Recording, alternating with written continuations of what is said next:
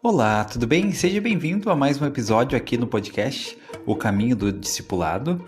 Nessa série nós vamos abordar sobre a vida e ministério dos profetas do Senhor nessa última dispensação, iniciando no profeta Joseph Smith e seguindo por todos os profetas até o profeta atual. Então essa é uma série e nós vamos iniciar hoje com o episódio 1, que é a vida e ministério de Joseph Smith. Espero que você possa gostar dessa série aqui do nosso podcast, que você possa usar isso para o seu estudo pessoal e tirar grandes lições através dos ensinamentos dos profetas do Senhor nessa última dispensação.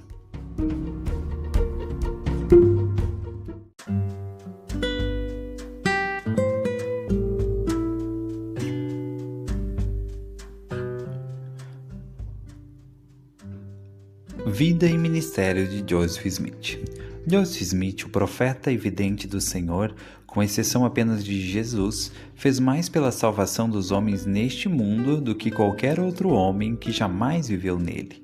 Doutrina e Convênios 135:3.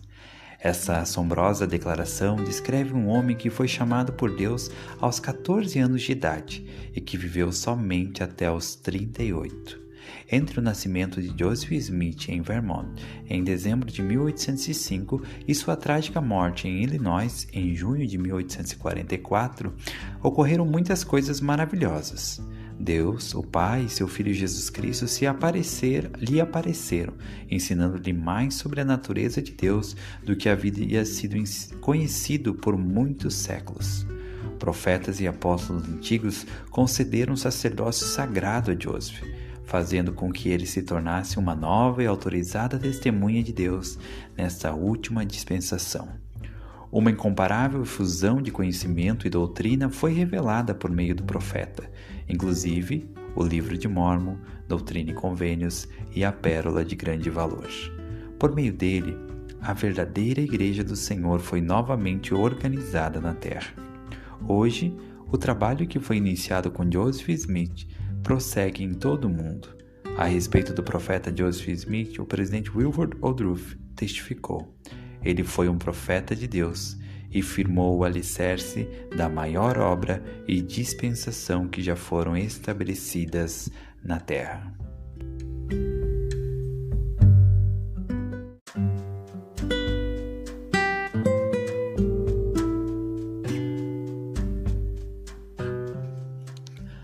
Antepassados e infância.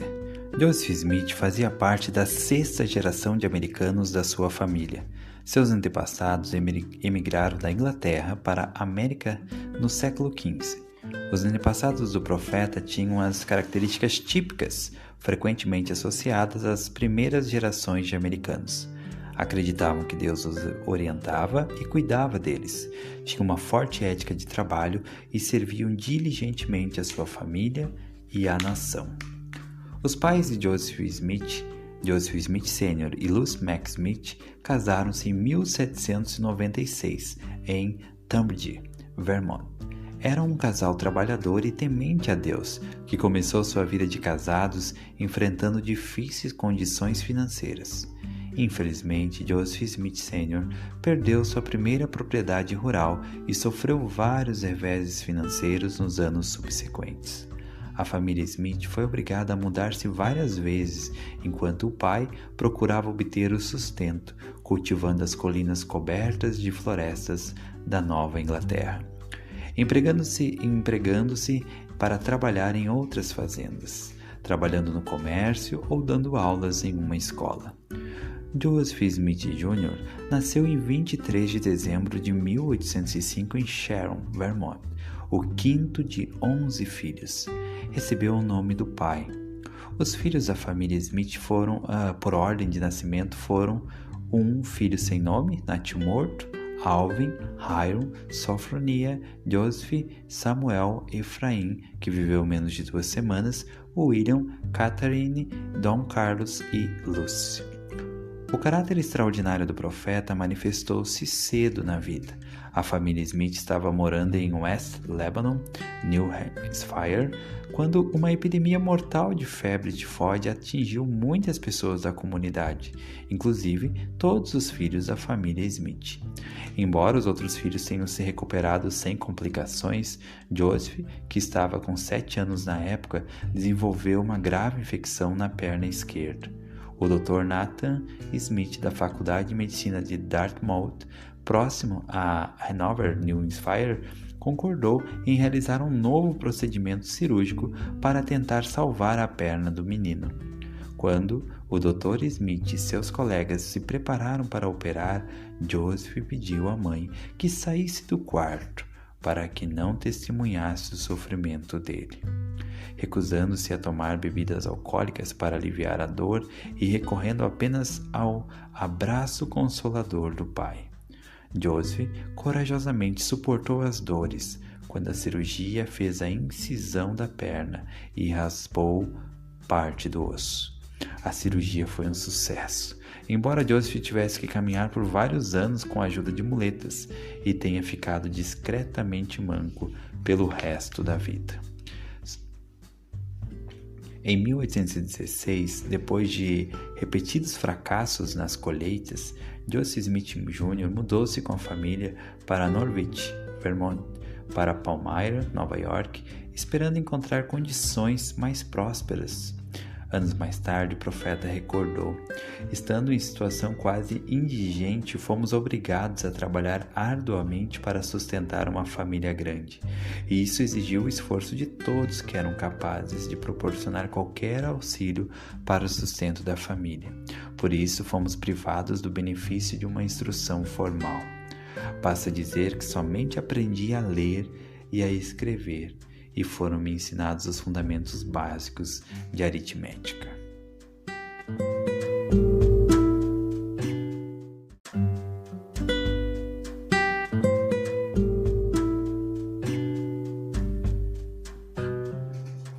A primeira visão.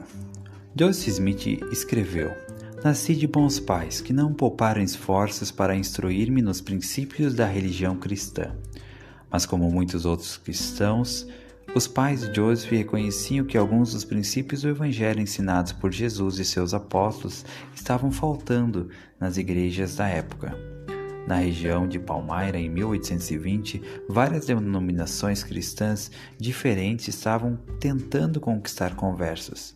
A mãe de Joseph, 2 de seus irmãos e sua irmã mais velha filiaram-se à igreja presbiteriana local. Mas Joseph, juntamente com seu pai e seu irmão Alvin, não quiseram fazê-lo. Embora fosse apenas um menino, Joseph estava profundamente preocupado com sua situação perante Deus e com a confusão existente entre os diversos grupos religiosos. Durante seu estudo das Escrituras, Joseph, na época com 14 anos, ficou muito impressionado com uma passagem do livro de Tiago. E se algum de vós tem falta de sabedoria, peça a Deus, que a todos dá liberalmente, e o não lança em rosto, e ser-lhe-á dada. Tiago 1:5. Inspirado por essa promessa do Senhor, Joseph foi a um bosque próximo de sua casa para orar, num dia de primavera de 1820. Ajoelhando-se, ele ofereceu a Deus os desejos de seu coração. Imediatamente foi dominado pelos poderes da escuridão que o subjugaram totalmente, a ponto de fazê-lo temer que seria destruído. Então, em resposta à sua fervorosa oração, os céus se abriram e ele foi libertado de seu inimigo invisível. Em um pilar de luz, mais brilhante que o sol, viu 2 pessoas de pé, no ar acima dele. Um deles falou, chamando o menino pelo nome, e disse: Joseph, este é meu filho amado, ouve-o. Nessa gloriosa manifestação, Deus, o Pai, e seu Filho Jesus Cristo apareceram em pessoa ao jovem Joseph. Joseph conversou com o Salvador, que lhe disse que não se filiasse a nenhuma das igrejas de sua época, porque estavam todas erradas e todos seus credos eram uma abominação à sua vista. Ensinavam como doutrina os mandamentos de homens, tendo a aparência de religião, mas negavam o seu poder.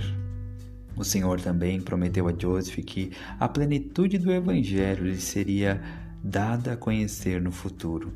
Após séculos de trevas espirituais, a palavra do Senhor e a realidade de Deus, o Pai, e seu Filho Jesus Cristo foram reveladas ao mundo por meio daquele vaso jovem e puro.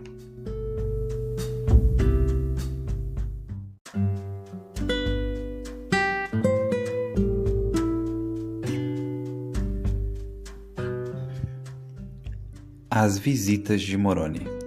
3 anos se passaram, durante os quais a declaração de Joseph Smith de que tinha visto Deus foi tratada com escárnio e desprezo pelas pessoas de sua comunidade.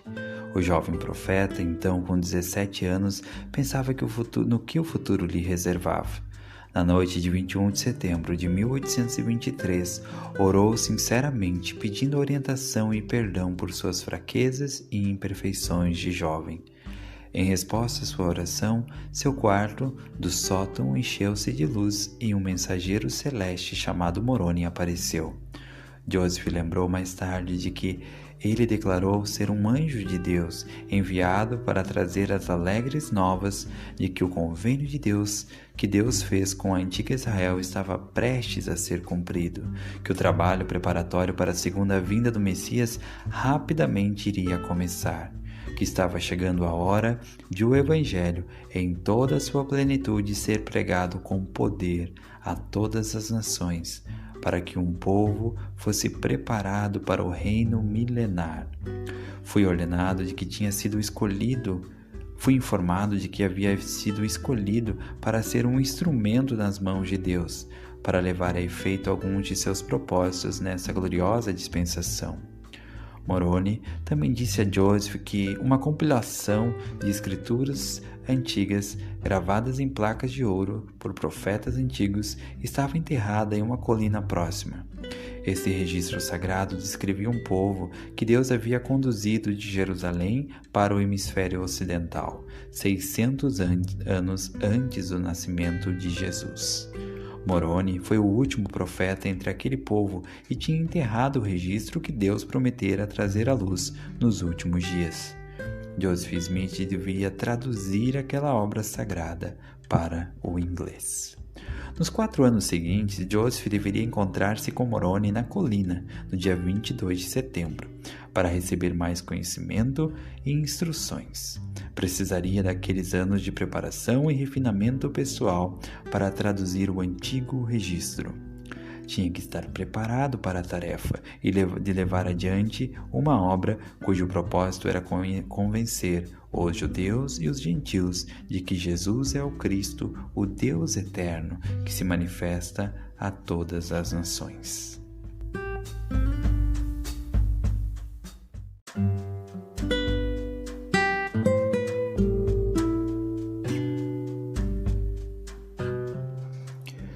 Estabelecimento do Reino de Deus na Terra.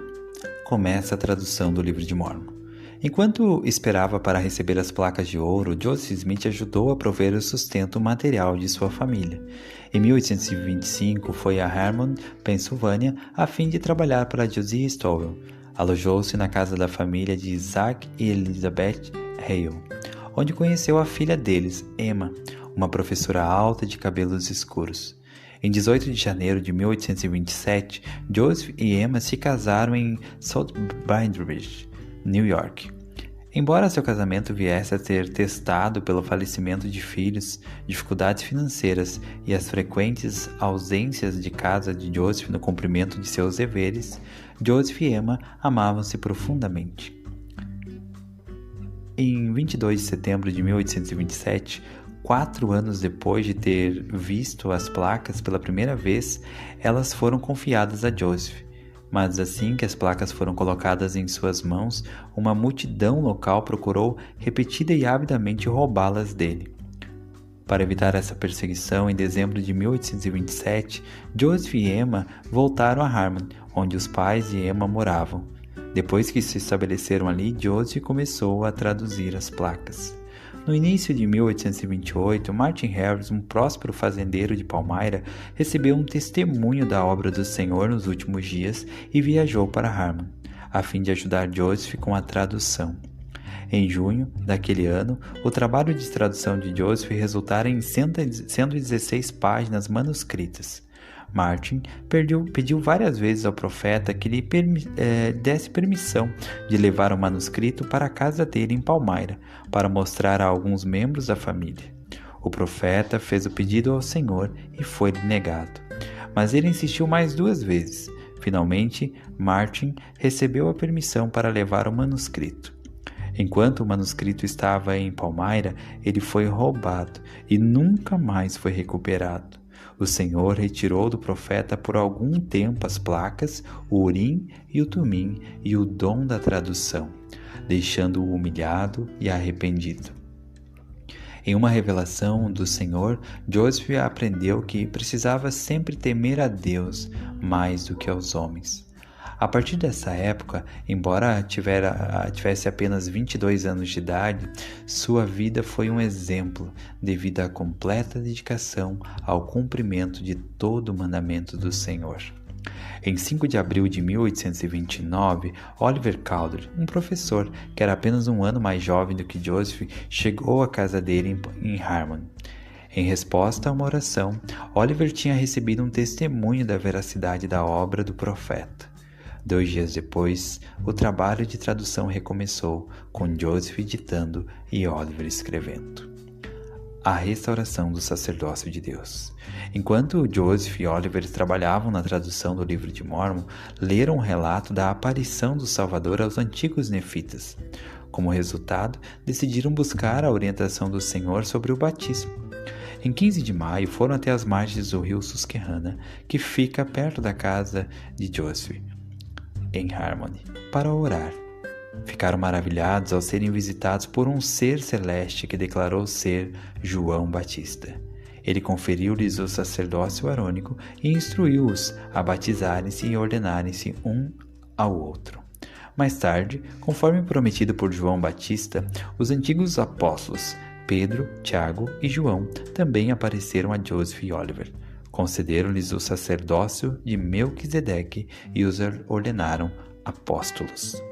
Antes dessas visitas, Joseph e Oliver tinham conhecimento e fé, mas depois do aparecimento dos mensageiros celestes, eles também tinham a autoridade, o poder e a autoridade de Deus necessários para estabelecer sua igreja e realizar as ordenanças de salvação.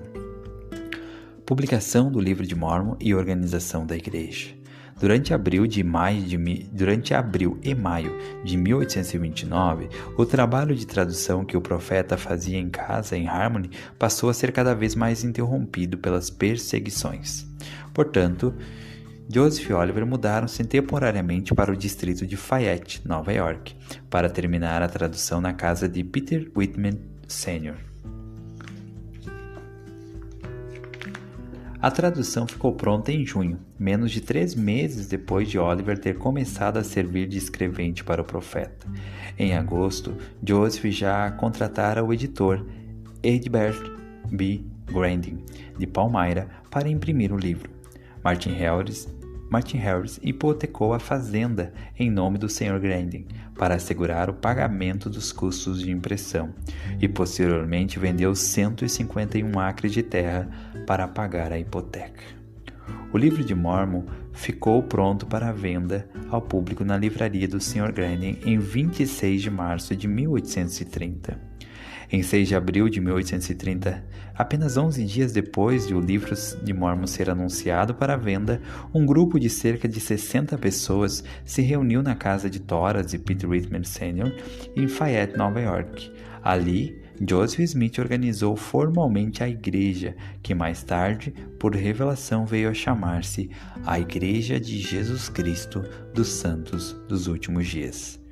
Foi uma ocasião muito alegre, com grande manifestação do Espírito. O sacramento foi ministrado, crentes foram batizados, o dom do Espírito Santo foi concedido e homens foram ordenados ao sacerdócio. Em uma revelação recebida durante a reunião, o Senhor indicou a Joseph Smith como o líder da igreja, vidente, tradutor, profeta, apóstolo de Jesus Cristo, elder da igreja pela vontade de Deus o Pai e pela graça de vosso Senhor Jesus Cristo. Doutrina e Convênios 21:1. A Igreja de Jesus Cristo foi novamente estabelecida na terra.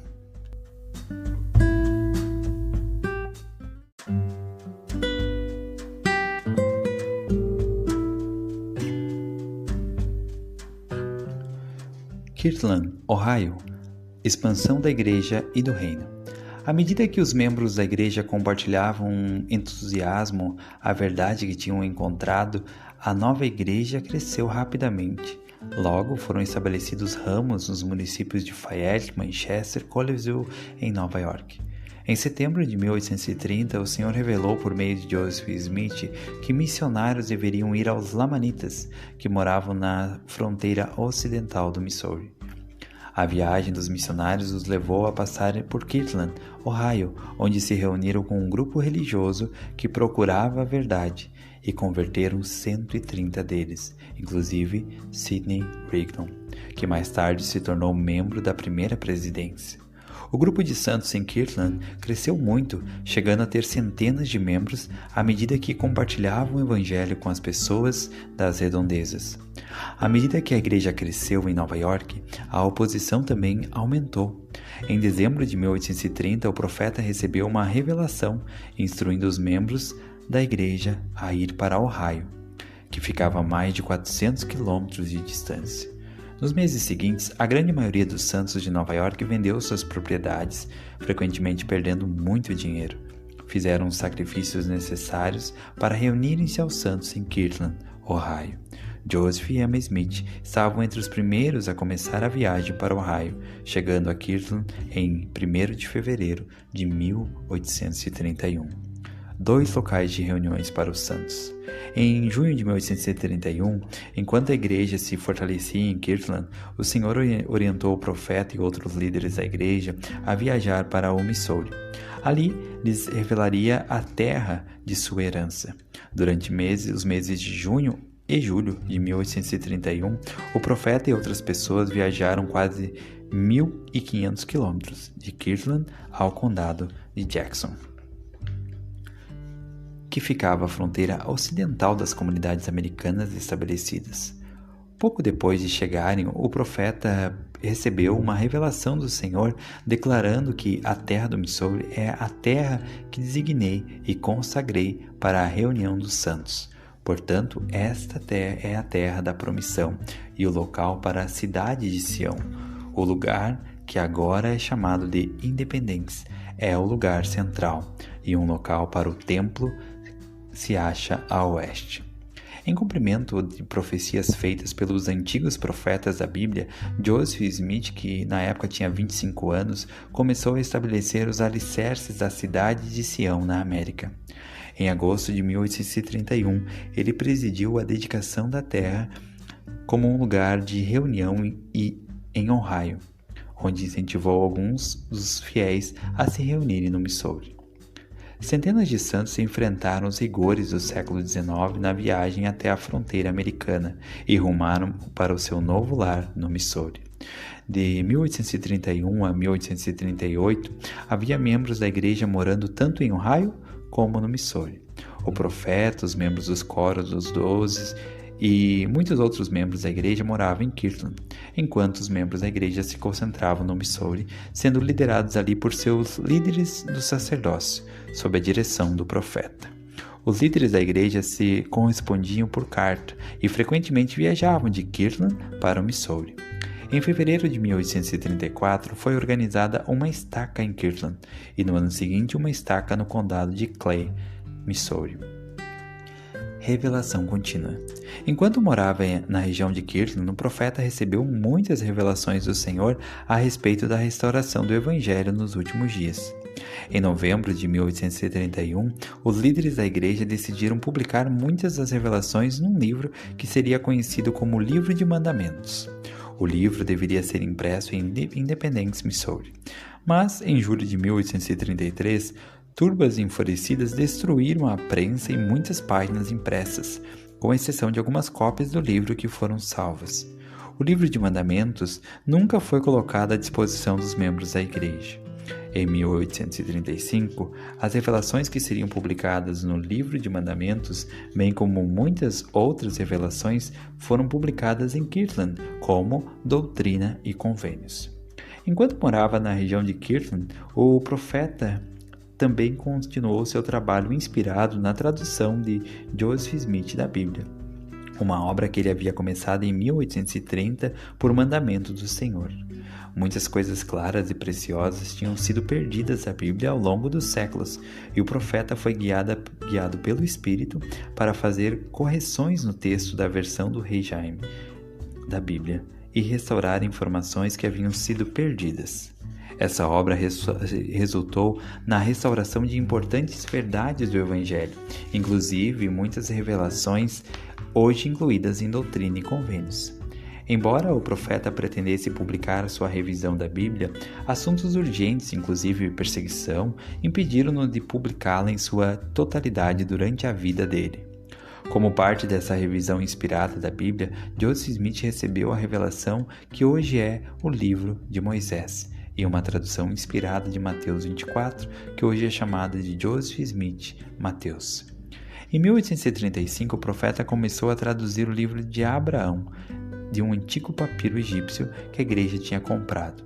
Todas essas traduções mais tarde passaram a fazer parte da Pérola de Grande Valor. Entre as revelações que o profeta recebeu em Kirtland estavam as que estabeleceram o governo geral da igreja.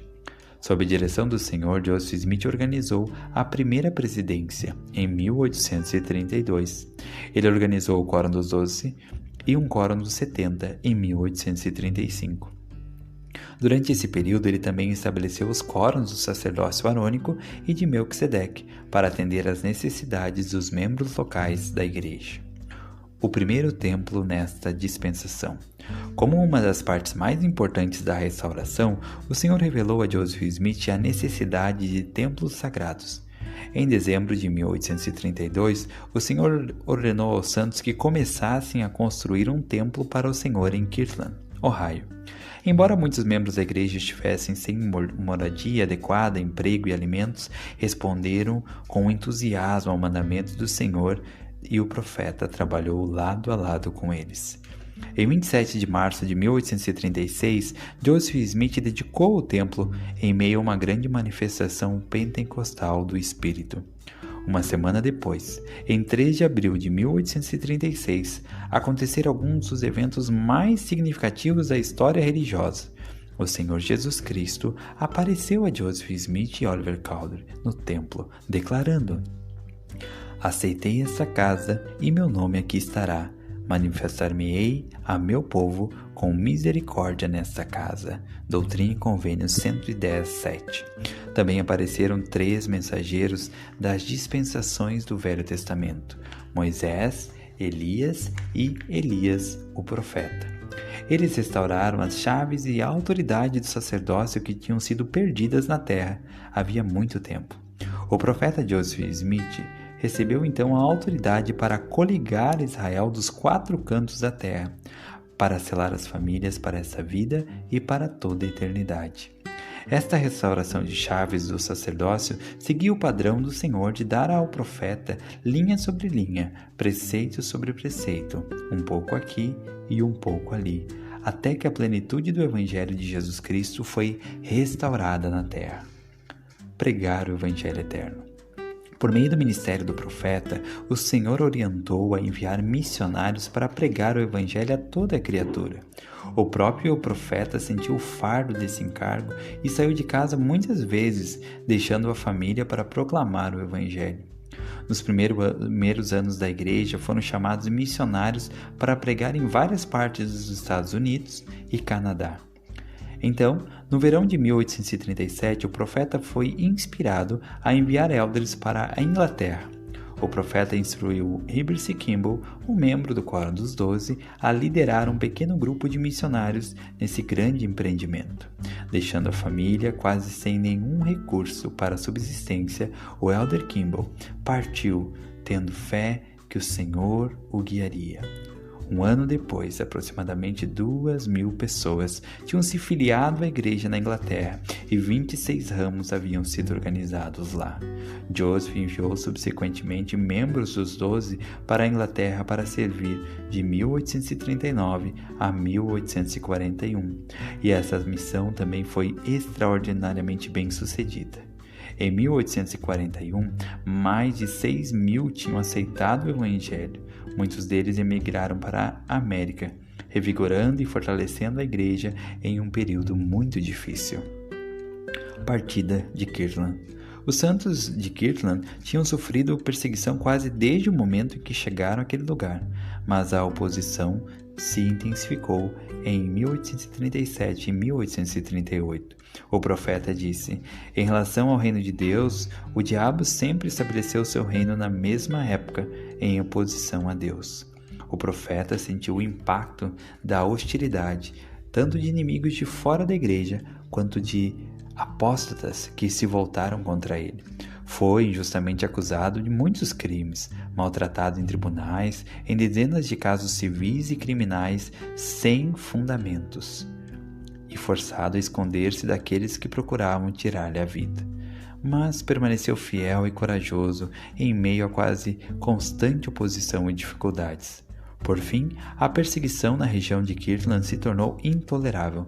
Em janeiro de 1838, o profeta e sua família foram forçados a partir de Kirtland e se refugiar em Far West, Missouri. No final do ano, a maioria dos santos de Kirtland o seguiu, deixando para trás suas casas e seu amado templo.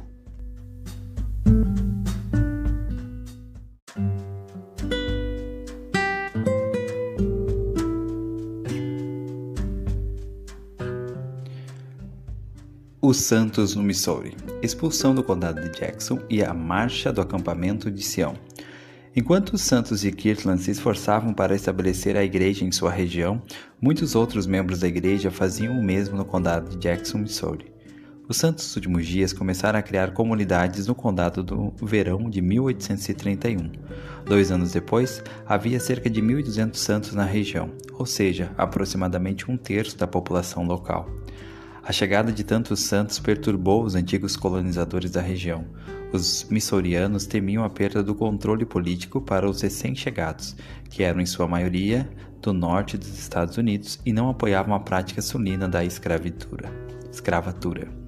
Os missourianos também tinham receio das doutrinas especiais dos santos últimos dias, como a crença no livro de Mórmon, em nova revelação e na coligação de Sião, e muitos se ressentiam pelo fato de os santos dos últimos dias fazerem negócios somente entre eles mesmos. Multidões enfurecidas e a milícia local logo começaram a maltratar os santos. Em novembro de 1833, expulsaram-nos do condado de Jackson. Em Kirtland, a aproximadamente 1.440 km de distância, Joseph Smith ficou profundamente preocupado com a situação dos santos do Missouri. Em agosto de 1833, escreveu de Kirtland aos líderes da igreja no Missouri: Irmãos, se eu tivesse com vocês, participaria ativamente de seus sofrimentos e, embora a natureza se retraia, seu espírito não me permite abandoná-los à morte com a ajuda de Deus. Ó, tenham bom ânimo, porque a redenção está próxima. Ó Deus, salve meus irmãos em Sião. Em fevereiro de 1834, Joseph Smith recebeu uma revelação que o instruía a liderar uma expedição de Kirtland, Missouri, para auxiliar os santos aflitos e ajudar a restituir-lhes as terras no condado de Jackson.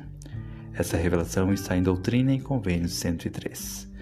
Em resposta ao mandamento do Senhor, o profeta organizou um grupo chamado Acampamento de Sião para marchar até Missouri.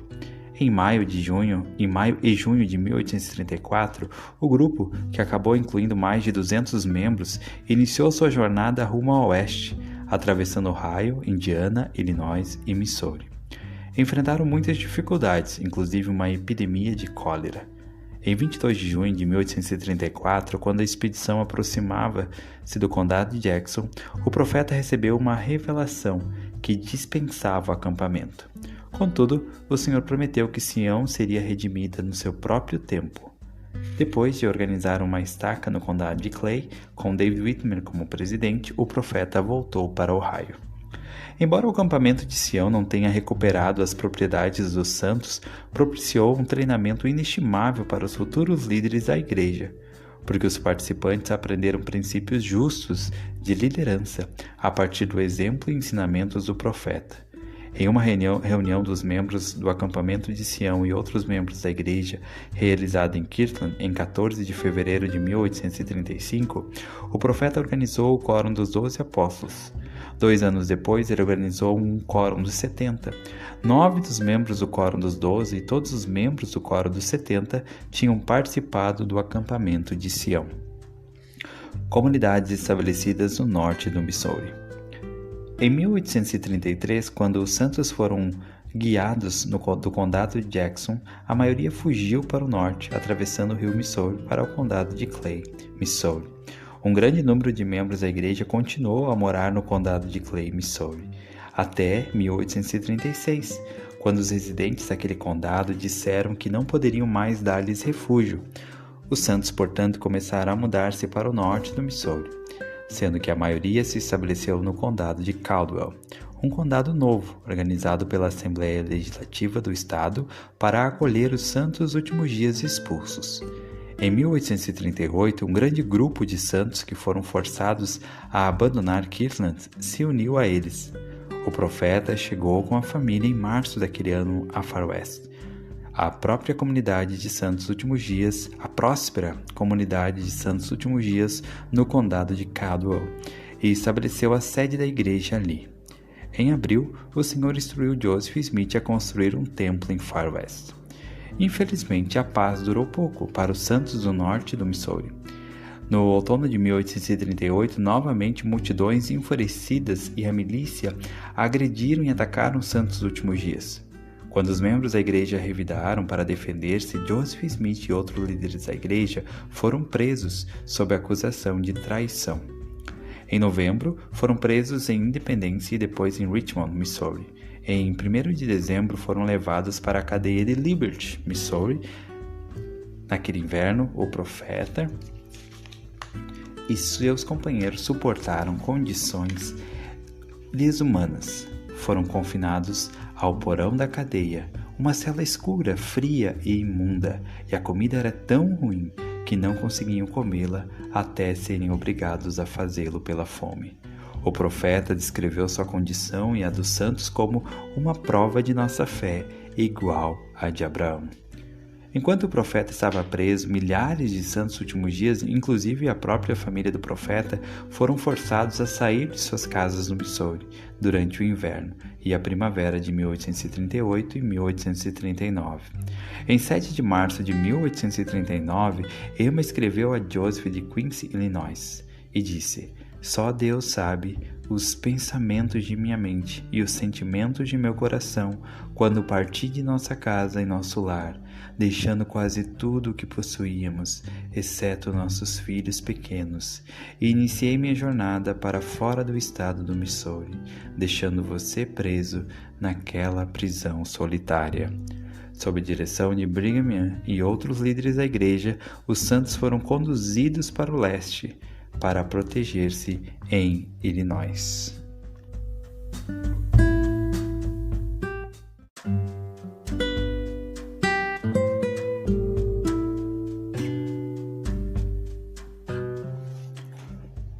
Os anos de Nauvoo. Amado líder de seu povo. Em abril de 1839, o profeta e seus companheiros foram deslocados em uma transferência de prisioneiros da cadeia de Liberty para Gallatin, Missouri. Enquanto os prisioneiros estavam sendo transferidos novamente de Gallatin para Columbia, Missouri, os guardas permitiram que escapassem de seu confinamento injusto. Conseguiram chegar a Quincy, Illinois, onde o grupo principal da igreja tinha se reunido depois de fugirem do Missouri. Em pouco tempo, sob a direção do profeta, a maioria dos santos começou a estabelecer-se a 80 quilômetros do norte dali, em Commerce, Illinois, uma vila localizada em uma curva do rio Mississippi. Joseph mudou o nome da cidade para Nauvoo.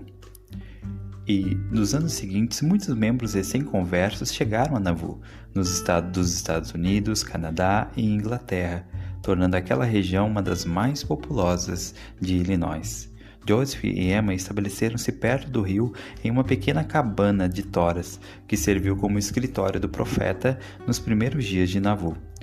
Ele trabalhou como fazendeiro para obter seu sustento e abriu uma loja. Mas como os seus deveres eclesiásticos e cívicos exigiam muito de seu tempo, o profeta frequentemente tinha dificuldade para prover as necessidades materiais de sua família. Em outubro de 1841, a lista de suas posses pessoais incluía o velho Charlie, um cavalo que lhe fora dado em Kirtland, 2 cervos de estimação, 2 perus velhos e 4 jovens. A velha vaca que lhe fora dada por um irmão do Missouri, seu velho major, um cachorro e a mobília de sua pequena casa. No final de agosto de 1843, o profeta e sua família mudaram-se para o outro lado da rua, para um sobrado recém-construído e a que deram o nome de Mansion House. Joseph e Emma tinham, na época, 4 filhos vivos. Tinham sepultado 6 filhos amados ao longo dos anos e mais um filho ainda nasceria antes da morte de Joseph. Os 11 filhos da família Joseph e Emma Smith foram Alvin, nascido em 1828, que morreu logo após o nascimento, os gêmeos Tadeusz e Luisa, nascidos em 1831, que morreram logo após o nascimento, os gêmeos adotados Joseph e Julia, filhos de John e Julia Murdoch, que nasceram em 1831 e foram adotados por Joseph e Emma depois que a irmã Murdoch morreu no parto. Joseph morreu em 1832 com 11 meses.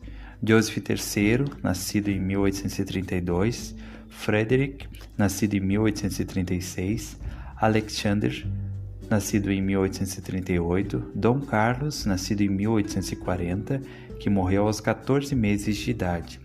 Um filho nascido em 1842, que morreu no mesmo dia em que nasceu, e David, nascido em 1844, quase 5 meses depois de seu pai ter morrido como um mártir. Durante todo seu ministério, o profeta adorava estar em meio aos santos.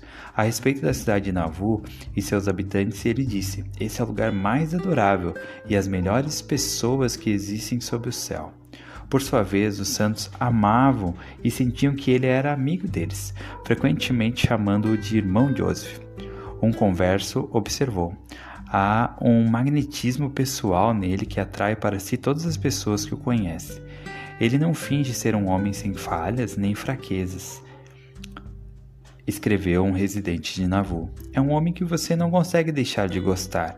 Não é orgulhoso por sua grandeza, como muitos supõem, mas, pelo contrário, é muito cordial para com todo o homem decente."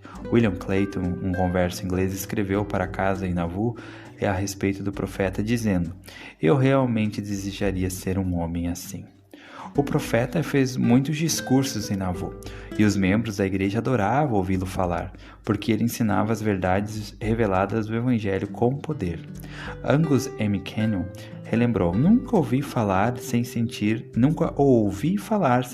todo o meu ser eletrizado, e sem que toda a minha alma glorificasse ao Senhor."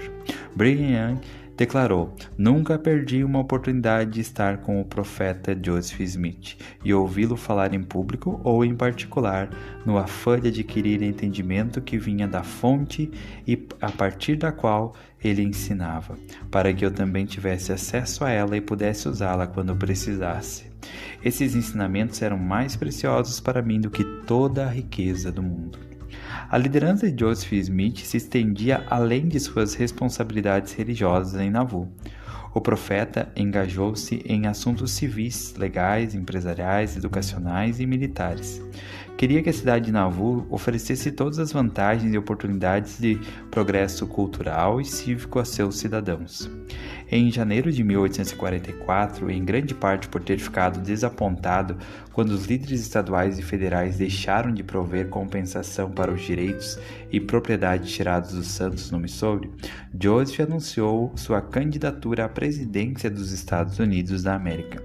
Embora a maioria dos observadores reconhecesse que ele tinha pouca chance de ser eleito, sua candidatura chamou a atenção do público para a ampla violação dos direitos dos santos que eram garantidos pela Constituição. O profeta declarou certa vez: Todas as pessoas têm direitos iguais de partilhar os frutos da grande árvore de nossa liberdade nacional.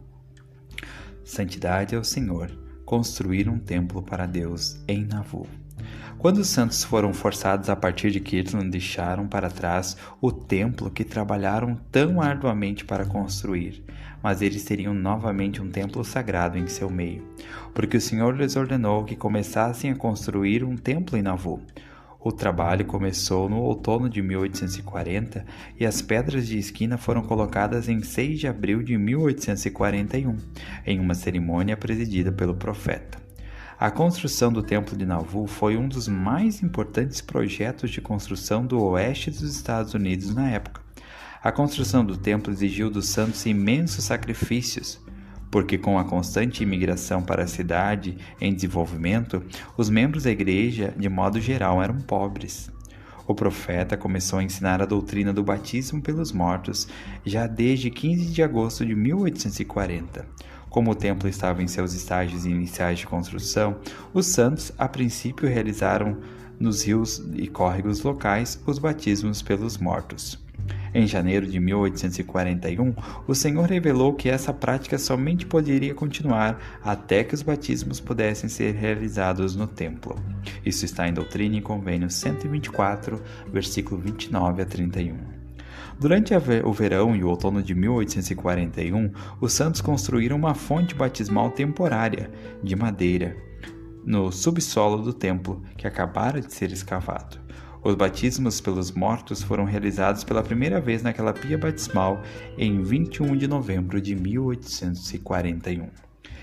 Em 1841 foram realizados os primeiros selamentos de casais. Em 1843, o profeta ditou a revelação que descreve a natureza eterna do convênio do casamento, em Doutrina e Convênio 132. As doutrinas dessa revelação já eram de conhecimento do profeta desde 1831. Conforme o mandamento que recebeu de Deus, ele também ensinou a doutrina do casamento plural. Como o templo não ficaria terminado ainda por algum tempo, Joseph Smith decidiu prosseguir com a investidura do templo fora daquele lugar sagrado. Em 4 de maio de 1842, na sala superior de sua loja, a loja de tijolos vermelhos em Nauvoo, o profeta ministrou as primeiras investiduras a um pequeno grupo de irmãos, inclusive Brigham Young. O profeta não viveu para ver o templo de Nauvoo terminado. Contudo, em 1845 e 1846, milhares de santos receberam a investidura do templo por meio de Brigham Young e outros que tinham recebido essas bênçãos do profeta. Ministério de Joseph chega ao fim.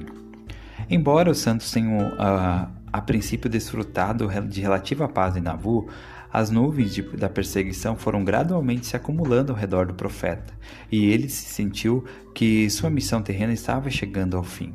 Numa reunião memorável em março de 1844, o profeta deu aos 12 o encargo do governo da igreja após sua morte, explicando que tinham então todas as chaves e a autoridade necessária para fazê-lo. Wilford Woodruff, que era membro do Quórum dos 12 na época, declarou posteriormente: presto testemunho de que no início da primavera de 1844, em Nauvoo, o profeta Joseph Smith reuniu os apóstolos e deu-lhes as ordenanças da igreja e do reino de Deus, e todas as chaves e poderes que Deus lhe concedera, e ele selou sobre nossa cabeça, dizendo que deveríamos preparar-nos para assumir a responsabilidade de cuidar desse reino, ou seríamos condenados. Seu rosto estava claro como o âmbar, Suas palavras não nos atingiam como um relâmpago fulminante. Após a morte do profeta, a responsabilidade pela Igreja e pelo reino de Deus na terra recairia sobre o quórum dos 12 apóstolos. Em junho de 1844, o profeta foi acusado injustamente de rebelião.